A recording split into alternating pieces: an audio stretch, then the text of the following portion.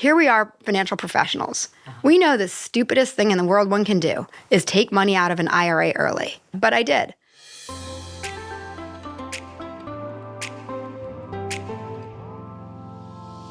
Welcome back to The Important Part, a podcast about achieving financial independence by making smart investments in yourself and your portfolio. I'm Liz Thomas, your host and head of investment strategy at SoFi. This episode is a special treat because I'm joined by my CNBC colleague and friend, Jenny Harrington. Many of you know Jenny as the queen of dividend investing, but you probably don't know her fascinating personal story. The bold moves and calculated risks behind how she got to where she is. In the realm of high-stakes decisions, Jenny is someone to admire and learn from. But here's the best part. Jenny is also here to help us understand how to build a dividend portfolio that provides income and emotional comfort during turbulent times. Today, we'll learn how to be brave and take calculated risks in your career and your portfolio. Jenny Harrington is CEO and portfolio manager at Gilman Hill Asset Management, CNBC contributor, regularly appearing on the Halftime Report. Author of the new book, Dividend Investing, Dependable Income to Navigate All Market Environments, published in April 2025. And she has 25 years of investment experience at Goldman Sachs, Neuberger Berman, and now Gilman Hill. This podcast is sponsored by SoFi to help you get your money right and is for informational purposes only. Nothing in this program is a recommendation from SoFi. You should not rely on this program for any financial, legal, or tax advice or recommendations. The views expressed do not necessarily reflect the institutional views of SoFi or its affiliates. Jenny, thank you for coming. Welcome back to The Important Part. Thanks for having me. I'm super excited to be here. So fun fact, the last time you were here, this is the second time you've been on. Last time you were here was 3 years ago. Right. Inflation was between 8 and 9%. Right. So there's a lot. We have a ton to cover from an investment perspective. And then you have this great book that just came out about dividend investing. We will get to all of that. And I'm just fascinated by the environment that we're in. And I think there's a lot to talk about from your perspective for investments. But I want to start with a personal story, with your personal story, because we were at an event together a few weeks ago, and we were talking about, I had just come back from maternity leave, and you were asking me how that all went and how we were balancing everything. And then you told me this story about when you had your first child and just what life looked like, what your career looked like at that point. So I want you to share that with our listeners because we refreshed the podcast this season to be about high stakes decisions. And I don't think that there was much more of a high stakes decision than, or even series of decisions that you made throughout that period. So you can start wherever you want. I know that there's probably a lot in your background that led you to that point, but Take us down Jenny Road. Okay, so I think when we were chatting about this, and it's fun, you and I have been friends for a long time, and sometimes I find it surprising that I haven't told this story so many times that you're like, oh my gosh, Jen, stop. I've heard it a million times. But it is unique, and I think it is an important story to tell because it seems to me that a lot of people who watch us in our careers and on TV just assume that it's all been easy. And that we just, manifested ourselves into the positions that we're in. And I'd imagine that for most of us, that's not at all the case. No. And behind it is hard work and a lot of anxiety and a lot of hard decisions. So what happened for me was I was working at Neuberger Berman, and I was also at Columbia Business School doing the executive MBA program. And I realized that I couldn't be a good portfolio manager and a good mom, which I knew I was going to be a mom sooner or later, if I was commuting 18 hours a week. So I decided in the beginning of 2006 that I needed to make a change. And this was pre-Great Financial Crisis. So this is before I was pregnant with the first kid, but this is a kind of high stakes decision too. Yeah. So I'd gone from Goldman to Neuberger, like really clear trajectory career paths, most importantly, that were accompanied by salaries. Yeah. Where you actually got a paycheck every 2 weeks that you could rely on. And so in benefits, healthcare benefits. Huge. Right? Especially if you're going to have kids. Yes. And so I graduated from Columbia Business School in 2006, and I decided to take the show on the road. I was 31 years old, and I knew that no one was going to hire a 31-year-old female And again, it's 2006. I think things are a little different now. I hope they are. Yeah. But I knew no one was going to hire a 31-year-old female who was clearly going to get pregnant pretty soon to manage their money. So I left. I went to a small firm in Connecticut. It's the benefit of living in Connecticut is there's a bazillion asset management firms. So I was able to find something and join basically 3 guys with gray hair because I knew I needed the gravitas to have the perception. And it was fake and phony, and I knew it was fake and phony, but I needed the perception that there was something more substantial behind me, even though I knew that whether I was 31, 32, or 35, no matter how many babies I had, I knew I was going to be working just as hard as always, probably harder than, no, not probably, for sure harder than ever to make that work. But I didn't think other people would appreciate that. So in 2006, I essentially went out on my own and restarted the equity income strategy at Gilman Hill. And, and kind of took a Hail Mary. And I went from a good salary at Neuberger to 0. And one of the partners, a guy named Whitney, said to me pretty much, laughingly, ha, ha, ha, you'll never get to 20 million by the end of the year. Or maybe I had said, I expect to have 20 million in assets under 1 year. And he said, ha, ha, ha, like, good luck with that. Good luck, yeah. In the end, I think I exceeded that. But we all know the economics of these businesses. And 20 million is still not nearly enough. Not even close to enough to come close to replacing the salary that I'd had, especially with the expenses. So let's say that was from the middle of 2006 to the middle of 2007. In that interim, the bubble is inflating. The bubble's inflating, right. And so is my belly. Right. Because I got pregnant. Okay. I had so many bubbles inflating. Yeah. So then my daughter was born in August of 2007. And this is, I think, when we were talking what you found really interesting and kind of surprising, which is here we are, financial professionals. We know the stupidest thing in the world one can do is take money out of an IRA early. You pay for it. You pay a tax bill. You pay the penalty. Yeah, but I did. Yeah. Because I needed to I need to say something important. The reason that I felt that I could leave Neuberger and take that risk was because my husband had a good job. So you thought, I have the flexibility to do this. We're going to be, at least one of us has that stability. So if this Gilman Hill gamble goes totally wrong, it'll be okay. Right. So 2007 comes, I have a baby, and the only way I could keep working was if I had real help. And for me, and this is unique to everybody, but for me, daycare wasn't something where I thought I could do my job and put myself in completely fully. Like I needed a nanny to make it work so that I knew that there was someone there with my kid every minute, every day. And, people debate which is better for them. But for me, this was the right thing. But I depleted my IRA for a really long time. In order to pay the nanny. Yep. And it was a gamble that I took, and paying those taxes was excruciating. Taking money out of it was excruciating. But I knew that I was investing in giving myself the chance. Yeah. I didn't even know if I was making a successful investment, but I knew I was giving myself at least the chance. And then this is where it gets really crazy. This is like where the the risk of the situation we were in really, I think, inflates. So then I got pregnant again because I wanted to go back to back. Jack was born on March 9th, 2009. Oh my gosh. For anybody who doesn't know, March 9th, 2009 was the market bottom. The S&P hit 666. 666. That was the market bottom in the great financial crisis. I always call it a diabolical low. Yeah. And I think I had the opposite of postpartum depression.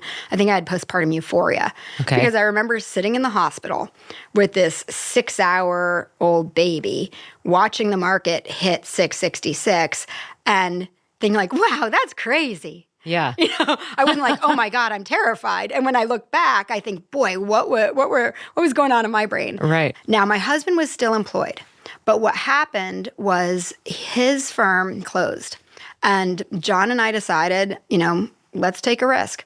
Let's see if it works, if we can work together. And so he came over to Gilman Hill in June of 2009. And at this point, right, now we've got no safety net. Yeah. And I'm still depleting the IRA. salary. Right, You've depleted your IRA down to a scary amount. Right. And you have 2 very small children. 2 very small children. And the reality is it wasn't actually no salary.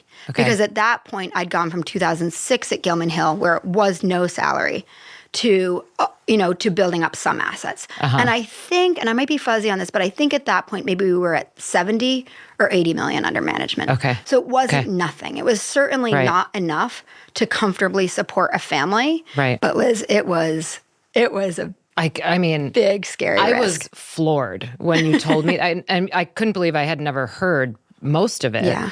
I was absolutely floored and could not believe, because having just been back from maternity leave myself and going through that process of, okay, how's this going to work, right? I had been on maternity leave, just a mom. And then I had to go back to work. Before maternity leave, I was just a professional, right? Then I had to go back to work, and it was like, I don't know how to be a mom and a professional at the same time. And then to have your husband join you. So then it's like all the eggs in the same basket, right? And I remember saying to you, but you bet on yourself in that process. You had to, right? It was, I'm sure, terrifying, and it was a high stakes decision, but at the same time, you had to get to the point where it's like, but I have to make this work.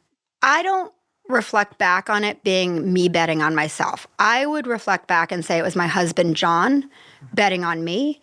And I would also say I felt that it was more like my back was against the wall and I didn't have any other choices other than to charge ahead and make it work. And then here's one side story.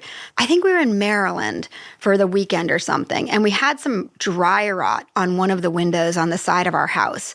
And so we were like, okay, we need to get that repaired. So the contractor was there, and he calls us and he says, bad news. Oh, no. My entire arm fit through that hole. The key structural beam in that side of your house is fully rotted out. Oh, dear. Yes. Oh, my God. So we're like, oh, my God. Yeah. What next? What next? Boy, Gilman Hill had better work. Put everybody on the other side of the house and let that half crumble. Yeah. So really, there's a lot of pressure to make it work. Even if it was that you felt like your back was up against the wall, you didn't have a choice. Not everybody would have succeeded from that vantage point. Yeah. It takes a certain amount of tenacity, belief in yourself, confidence even. I'm sure there were days that you didn't feel confident and second guessed and all of that. But just to have the perseverance and to have the support behind you. We recorded an episode recently with a couple and just talked about basically how do you navigate a really big career as a couple. And a lot of times it's just one person getting interviewed. And it's important. I mean, everybody's involved. The whole family is involved in the success of everybody else in the family. That's so true. And so I grew up in a family that was entrepreneurial. So truly, when I tell you I can't count how many different businesses my dad has started, I really can't. Yeah. But when I was a little baby, he had an advertising agency. When I was probably 7 to 10 years old, he had this really cool travel agency. Part of the time it was operated out of our attic. And we would round up the neighborhood kids and stuff envelopes with this, it was called Airfare Discount Bulletin, and we would stuff envelopes for 10 cents an hour in our attic. Later, he had a knife importing company called Sabatier, and we would pack knives in our basement. It was a roller coaster with Lou. You called it a financially volatile family. That's in exactly the book, right? Financially volatile, but we saw our father, for better or worse in many cases, we saw him rally off of a million lows. And it's interesting. I have 3 younger brothers. My 2 brothers, Pete and Ben, run Van Leeuwen Ice Cream. My brother Josh professionally walks dogs, and we all are our own bosses. Yeah. So I think a little bit of the comfort that I had during that period was I had lived through literally decades of seeing that cycle of if you just keep a smile on your face, if you just stay consistent, if you just keep putting one foot in front of the other, and do a good job, things generally, and you have to be smart and ethical and all that right, too. Yeah. Actually be good at your job. Yeah. But that, if you're very persistent with it, and very good natured throughout, that it does work out. Yeah. Well, and I imagine now, I think it's important for you to try to share those values with other people. Because I was raised by a nurse and a school teacher, right? It was about steady. It was about security. We didn't do the rallying off the lows. Now, I have a different backstory. My mom was a single mom until I was 9, and we were on welfare for the first 18 months of my life. So there's a different relationship with money that I have because of that, right? I'm conservative with it. I save. Money is my sense of security and my sense of freedom, because that's what for most of my childhood was limited. And it was instilled in me that it was a source of stress for a long time. And then mom became the breadwinner. Her career took off. So that's the model that I had, was that mom was the one. Yeah. And she instilled in my sister and I, you will pursue your education and your career with the same fervor that I did mine, and you will stand on your own 2 feet. Right. And that's a story that I try to share, especially with other women.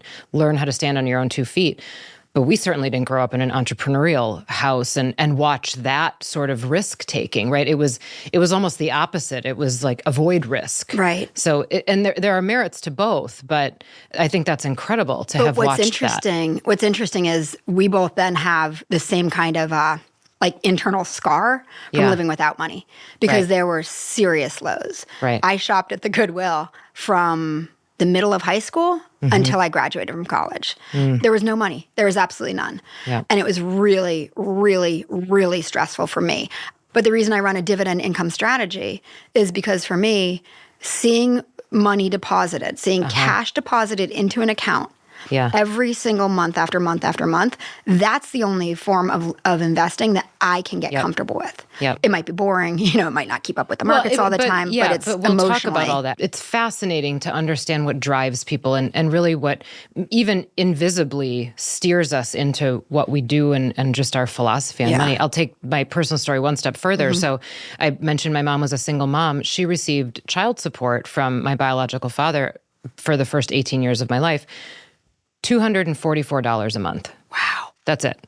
Wow. And despite still being on her own and strapped for money, she was working full time. She put herself through college, all of that, student loans to pay off.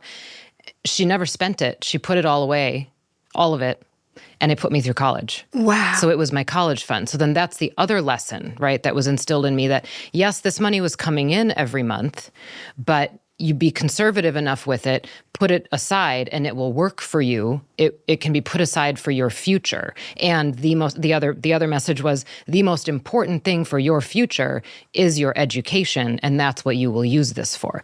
So just that mentality of like money coming in on a regular basis, setting it aside, being conservative with it so that it can work for you in the future is where I came from, right? And then you get into this business, and at least for me, coming to New York, it's totally different, right? I came from Wisconsin, totally different mentality. And then talking to people on Wall Street and just the risk taking, I had to talk myself into taking a lot of risk in investing and understanding what that meant and understanding the opportunities and the payoffs of it. And I still own dividend strategies, right? So, okay, now that we've covered both of our personal stories, that was really not my entire plan, but I love that we did it. That's the setup. Let's talk about dividends. Oh, okay. Thanks. My favorite subject. But I think it actually is a good segue, because it does explain a lot about why you're so passionate about that. And talk about dividends. Let's talk about it from the frame of what happened in the financial crisis, because I think everybody is just so familiar with what that crisis was, what the market did during that time. And I want to hear about your book. So if there are parts of it that you've written in the book that you want to highlight, please tell us about it. But dividends as a investment philosophy. Right. So the preface to that is, let's just be straight with this, which is dividend investing is not for everybody. And one of the reasons why I wanted to write this book is because it seems like for the last 5 or 10 years, we've been living in a world where the only good investing is risky growth investing. And that's been rewarded. And that's fine. And that is great for so many people, but it's simply not for everybody. And being a successful investor, you have to have emotional control. And even when the markets are up, like just this morning, here we are at an all-time high in the market. And just this morning, I have a client saying, please liquidate half my portfolio. I can't take it. Wow. Right? I'm too nervous. Half is a lot. Yes. Yeah. But the point is you and I both know that the only way to be a truly successful investor is to be in a strategy that you can stick with through thick and thin. Yep. And whatever strategy that is, if we believe in mean reversion and we believe that over the long term, pretty much any strategy is going to give you a 9 to 11%, call it 8 to 10% return. It doesn't matter which strategy you're in. It matters that you're in. Yep. And so for some people, right, the income that the dividends produce gives them a huge sense of calm and safety and confidence because, to your point on the great financial crisis, and this is actually the opening of the book, what happens is the market's down 60%. Yes, our portfolio was down at that point a lot less because dividend stocks were seen as the flight to safety back then, and they just weren't the high flyers going into the GFC. But the call that I was making, by the way, on March 5th, 2009, when I was 13 months pregnant, haha, that's just what it felt like. But the call that I was making was like, hey, your portfolio's down, 30% or whatever. The market's down 60%. At this point, all bets are off. I can no longer refer to history as a guide. I don't know what to say. Yeah. And this is the call. And my client, who in the book I refer to him as Rick, I think that's what I call him in the book, Rick. So he says, well, Jen, is my income safe? I'm like, yeah, your income's fine. And he's like, well, then I'm fine. Go find something better to do. Like relax, do something different today. Yeah. And that message is incredibly powerful because what he didn't do then was he didn't freak out, and he didn't panic because his income was safe. And by him being able to stay in, he was able to get through the next year. So I think psychologically, you need to be in the strategy that just makes you comfortable. It's okay to consider and talk about all the downsides because you know what? If you and I can talk about all the downsides and prepare our clients emotionally for them, then when the downsides come, we get through them. Yep. Well, and it's funny, we're talking about dividend investing, but one of the things that I had been talking about, I think it was 2023, maybe I started talking about this, maybe end of 23, definitely in 24, I was pounding the table about gold. And it was like, oh, grandma wants us to buy gold, right? Right. No young investor had ever used gold before. And the tech stocks, meme stocks, everything was taking off. And I was like, but guys, gold, right? What was your... And it sounded so ridiculous. And then we get to the end of the year last year, and it was like gold outperformed the S&P, FYI, right? And it's been outperforming for so long. And then look what happens, right? Everything has its moment. Yeah. And it doesn't have just one moment. If it's an asset that's been around for a while, things happen in cycles. And I am very much of the mind, this time is not different, right? It's never that different. The drivers are different. It might feel a little different. Some of the environment is different, but we're always going to have a little bit of over speculation. It's going to pull itself back, right? The patterns are never all that different. So this is what I've been thinking about is that strategically, it's never different. Tactically, it's always different. Yes. But I have a good way question to for put you. it. When you went out with your bullish on gold a couple years ago, what was your investment thesis then? At that point, so Russia had invaded Ukraine, right? And the dollar got weaponized. That was a big part of the thesis. And the idea that there was going to be a desire for a different type of reserves. And it definitely was more of a stable asset that I was talking about. I thought that would wreak a little bit more havoc on central banks around the globe and on fiat currencies in general. Now, it did, right? There was a lot of currency volatility that followed. I thought there would be more. And then there was the Japan piece that blew up in August of last year. That just kind of reinstated my thesis at the time that see, it's not stable, right? Not everybody is feeling good about currencies. Not everybody is feeling good about their reserves. And I just thought, this is why we have to own gold. Now, fast forward, and a lot of the reasons that I think we've established people buying gold right now, yes, still central bank desire, which has been even more so than I thought. Institutions coming in for similar reasons, right? The dollar had been weaponized. We want some more stability, not comfortable quite yet with crypto being that option.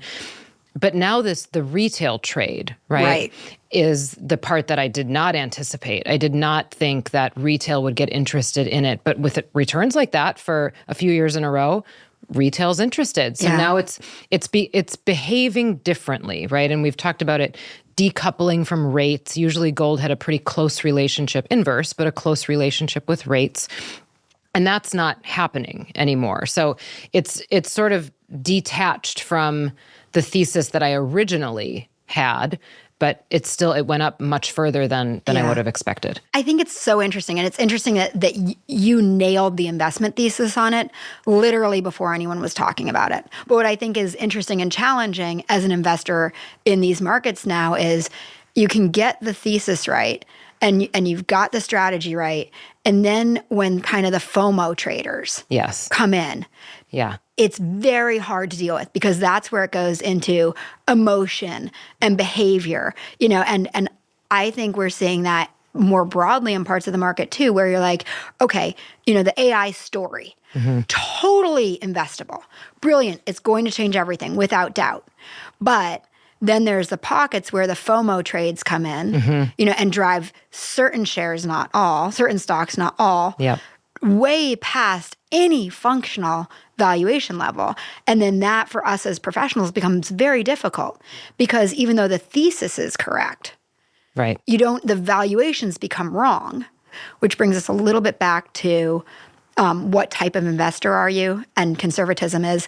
When I was on CNBC a week or two ago, we were talking about gold. And I said, they were saying, what % of your portfolio should you have allocated? And I said, look, I'm going to tell you all something. I am not suggesting any of my clients have an allocation to gold.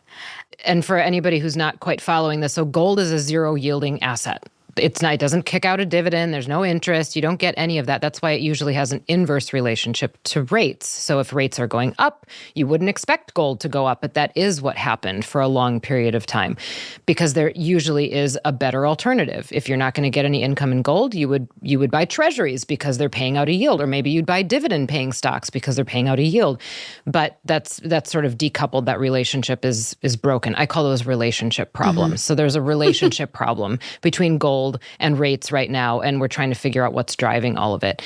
One thing I want to come back to in the dividend story, because I think this is an important point too. So even the demographics of your clients at Gilman Hill, let's set those aside for a moment and just talk about dividend investing for the greater good. Right. I am 43 years old. I do own a dividend strategy. I don't own it because I'm looking for retirement income, right? It's not something that I might even own until retirement. I own it because, number one, the sector makeup is different from a lot of the other passive strategies that you might own. So I want you to talk about that. What is the sector makeup of a dividend strategy and where do you find that opportunity? But I also own it because it does offset some of the risk by kicking out a nice yield. Yes.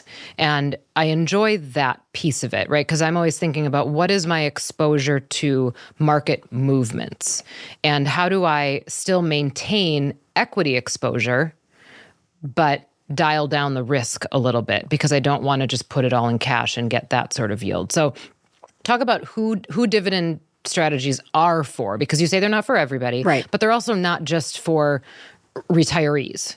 For sure. And you just gave the perfect of who else they're for. They're for someone who wants diversification in their portfolio. I have a lot of young people, young, like 28, 30, 35, who also want it for a supplemental source of income. But I think it's an extraordinary diversifier. What we've seen over the past decade is closet indexing.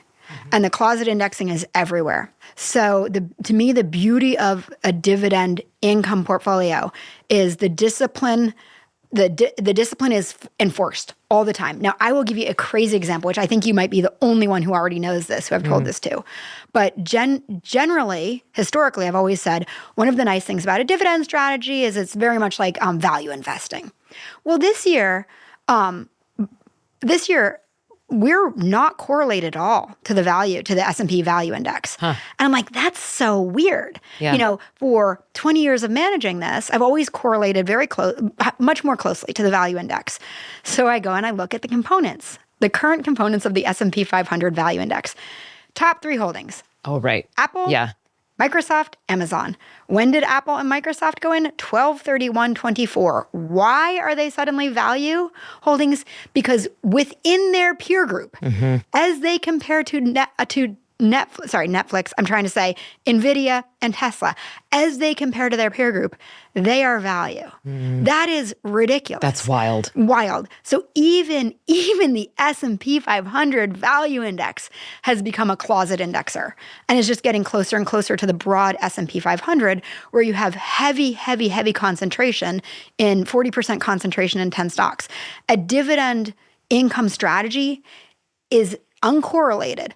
Some years for better, like 2022 for way better, 2025 for way worse, that we're uncorrelated. But it is a way to stay in the equity markets and truly, truly have a lack of correlation to what is just increasing in almost any other strategy, where you're more and more being compounded into a small handful. One of the concepts that I think is lost on a lot of investors today, and maybe a concept that people don't really even talk about much today, is portfolio construction is a three-legged stool, in my view.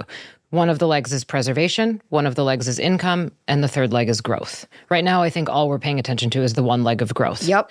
But everybody needs some of all three, in my opinion. Now, you could have 2% in the P and the I, right, in the preservation and the income, and maybe 98% is growth, but you still have to think about all three. So a dividend strategy actually could cover part of the growth bucket, part of the income bucket, and part of the preservation bucket, depending on what the strategy is. But the lead up to that, I'm trying to ask this question to make sure that we distinguish it for listeners. There's a difference between a stock that has a high yield, that's just purely a high dividend yield, and a stock that it's growing its dividend over time, right? That has a steady stream of income, a reliable stream of income. I think it's very obvious that you look for the growers, the steady stream. But there are some dividend strategies out there that are just high dividend strategies or high yield strategies. And when I say high yield, I'm still talking about equity. But we have to remember that's also a function of price. So sometimes the yield is high because the price has gone down. And that is the really, really hard part to suss out. So each week I run a screen and I say, show me everything publicly traded in the US with a 3.5% dividend yield or better. And that comes back with about 360 stocks. I would say less than 90 of them are investable. And then my portfolio has about 35. Okay. And so what I'm looking for is there growth potential? Is there capital appreciation potential in the underlying share? And is there income potential that's super, super safe? There are so many, Liz, in there where you're right. It's a 17% yield, a 12% yield.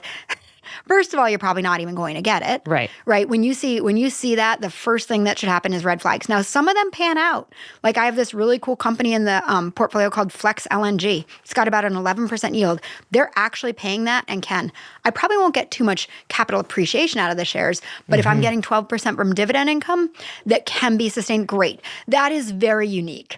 Right. And generally, if you see anything with above a 5% yield, like you need to dig deeper. You need to dig deeper. Yeah. Yes.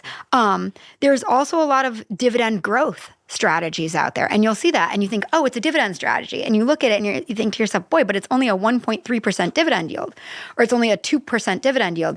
Dividend growth is very different than dividend income.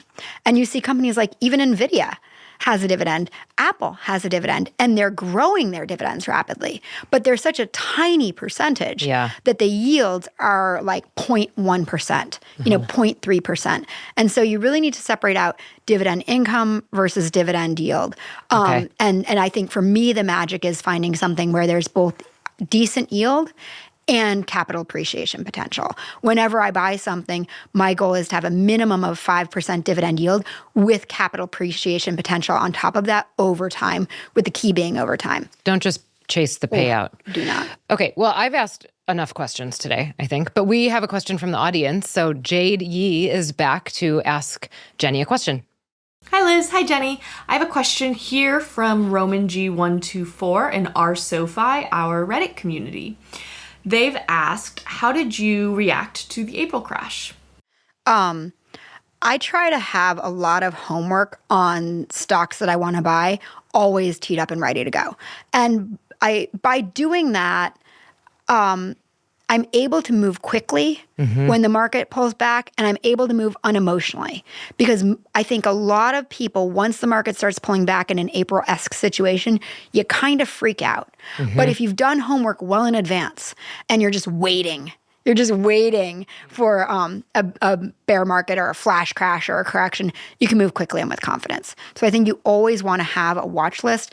It helps get rid of the emotions. It helps you move quickly, and it helps you take advantage. And I'll layer something in, which a client actually pushed me on last week. And he said, Jen, what do you think the right multiple is? Because if we think about 20 years ago, there were, Liz, 7,000 or 8,000 publicly traded stocks. Now we're down to what is it? That's what I thought. 3,000? I think it's 3,000. And he said, because of the scarcity value of publicly traded equities, shouldn't there be a premium to historic averages? And I think that's true. And if we think about where the market bottomed out during the pandemic, and I think 2018, it bottomed out at a 14.5 times multiple. Yep. Right now, the long-term average is about 17 times. The market... It's up to 18 now. 18, yeah. Okay. The market in aggregate right now, in aggregate being my key word of, I think, the quarter, is about 23 times.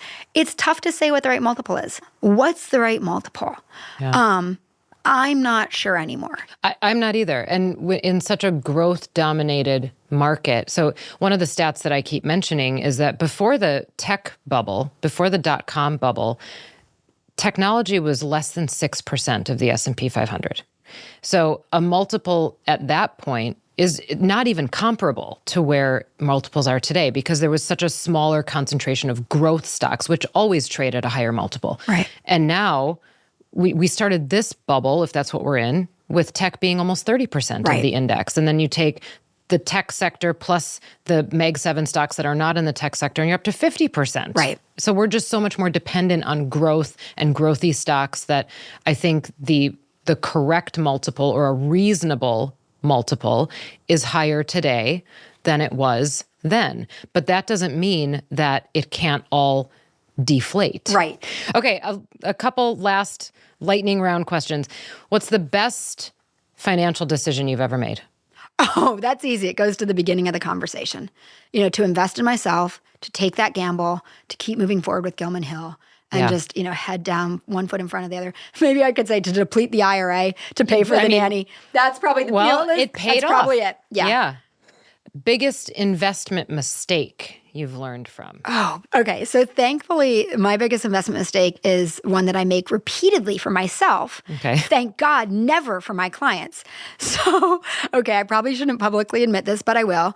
Way back in the late 90s, when I started at Goldman Sachs, we traded a lot of derivatives. Okay. And even though I manage a dividend income strategy, there's a little bit of me that's still a derivative junkie. Okay. And occasionally, every so often, I'll buy puts on something in my own account that I know is going down.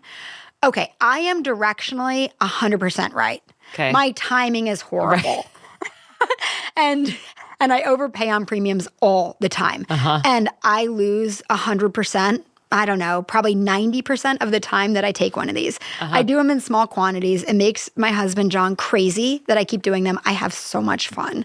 Like I've shorted Tesla, I've shorted MicroStrategy, but I always screw up the timing. Yep. And a huge part of why I'm so terrible at it is because I have a really big job that keeps me really busy. Right. And I'll put these things on and totally forget. Yep. And by the way, at Gilman Hill, we've got a 60-day restriction on personal trading.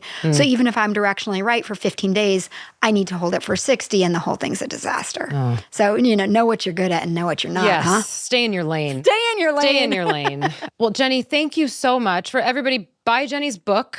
It is so important, and she gave us some of the lessons today, but also tell us where the proceeds go. So all of my profits from dividend investing go to the Council for Economic Education, where I'm a board member, and I deeply believe in their mission, which is to bring economic education and financial literacy to all students K through 12. I love that. I love that mission. I've been to an event where you were. I think it's a wonderful organization. I think that's very selfless of you and a great way to sell the book. So anyway, thank you again for joining us and spending your time with us today. I'm glad that we got both of our personal stories out. That wasn't the plan, but we sure did it. We just dove in. And thank you for sharing all of your expertise on dividend investing and the market in general. Thanks for having me.